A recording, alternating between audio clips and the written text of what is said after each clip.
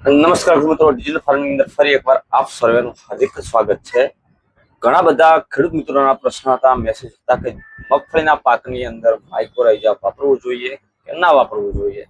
તો આપણે સૌથી પહેલા સમજીએ માઇક્રોરાઇઝાનો ઉપયોગ શું છે અને માઇક્રોરાઇઝા કઈ રીતનું કામ કરે છે.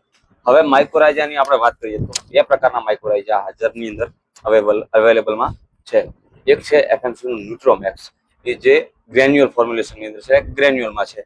અને બીજા માઇક્રોરાઇઝાની વાત કરીએ તો એગ્રેન કંપનીનું માઇક્રોજોલ, જે પાવડર ફોર્મ્યુલેશનની અંદર છે.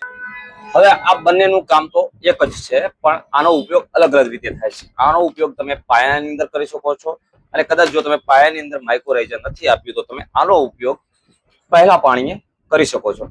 હવે માઇક્રોરાઇઝા આપવાથી ફાયદો શું થશે? માઇક્રોરાઇઝા આપવાથી છોડની જમીનની અંદર પડેલ ફોસ્ફરસ છોડને પૂરતા પ્રમાણમાં મળશે, જેનાથી છોડનો વિકાસ શરૂઆતના સ્ટેજની અંદરથી એકદમ મજબૂત અને સારો થઈ જશે, જેના કરીને આપણને અંદર સુયાની સંખ્યામાં વધારો, પછી ઉત્પાદનની અંદર વધારો અને છોડને પૂરતા પ્રમાણની અંદર ફોસ્ફરસ મળશે, જેનાથી કરીને આપણને ડોળવાની અંદર વજનમાં પણ વધારો જોવા મળશે.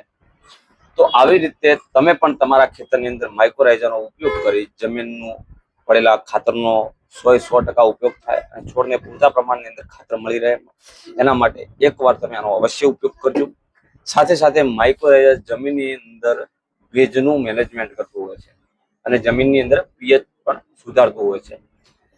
તો ભેજના મેનેજમેન્ટની અંદર વાત કરીએ તો અમુક સમયે વરસાદ ખેંચાતો હોય છે, જેના લીધે છોડ વિલાતો આપણને જોવા મળે છે. પણ કદાચ જો તમે માઇક્રોરાઇઝા આપેલું છે તો એની અંદર તમને થોડીક રાહત મળશે. તો આ માટે કહીને મગફળીના પાકની અંદર માઇક્રોરાઇઝા વાપરવું જોઈએ. આવી રીતે ખેતીને લગતા અવનવા વિડીયો અને માહિતી માટે તમે અમારી સાથે જોડાયેલા રહો. જય જવાન, જય કિસાન.